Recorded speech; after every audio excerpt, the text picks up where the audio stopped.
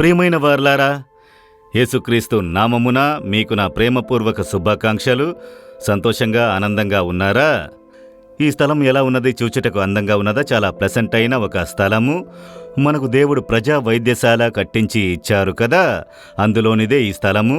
అందమైన ఒక పార్కు అమర్చి ఉన్నాము.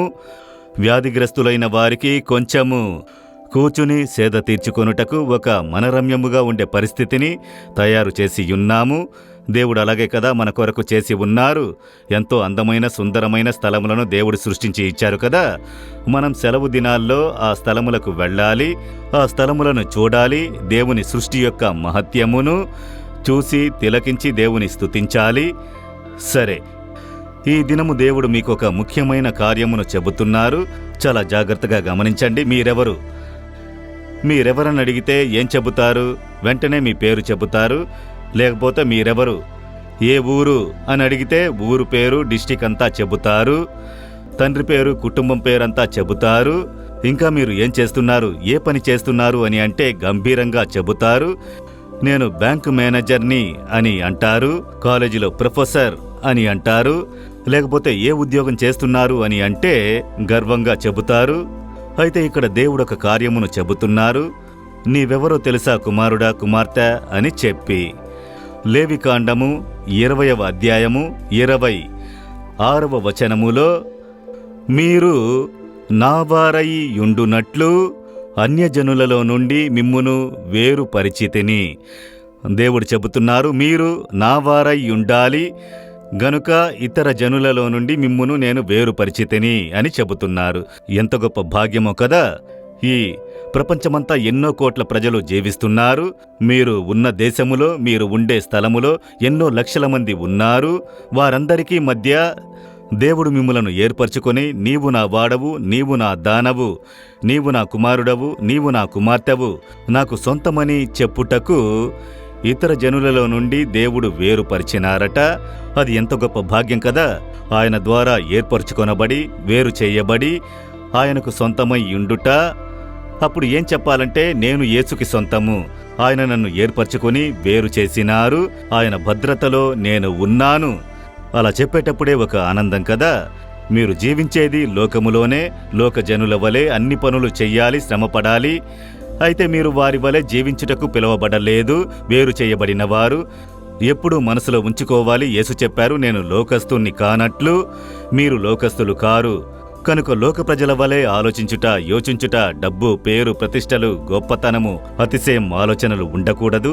మనం యేసుక్రీస్తు ఆలోచనలో ఉండాలి. ఎందుకంటే మనం ఆయన సొంతం కదా.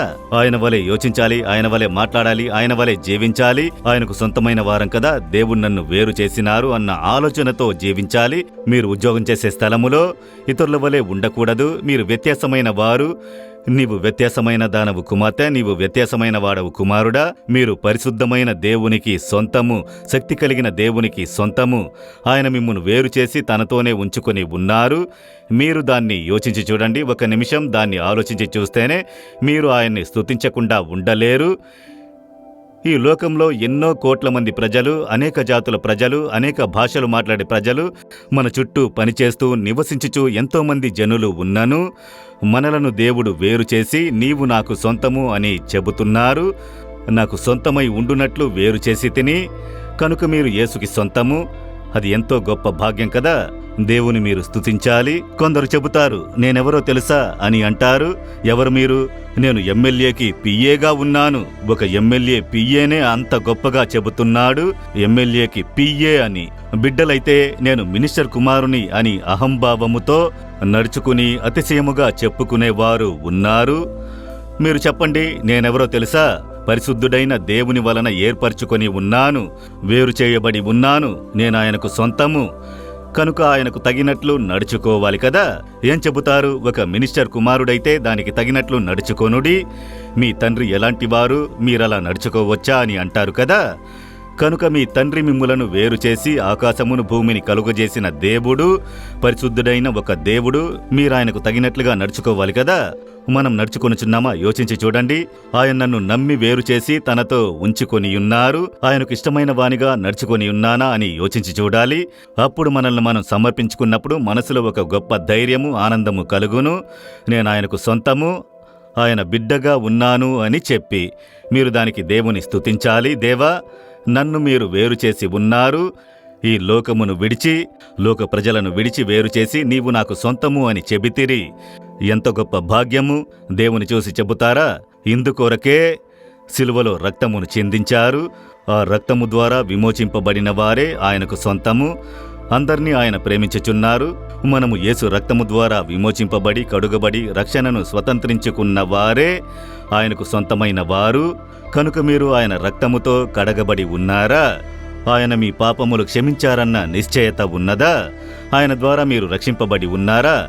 లేకపోతే చెప్పండి, దేవా, మీ రక్తముతో నన్ను కడిగి నన్ను రక్షించి మీకు సొంతముగా నన్ను ఉంచుకొనుడి. నేను మీకు సొంతము. నన్ను వేరు చేసిన ప్రేమకై స్తోత్రములు స్తోత్రములు. యేసు నామములో ఆమెన్, ఆమెన్.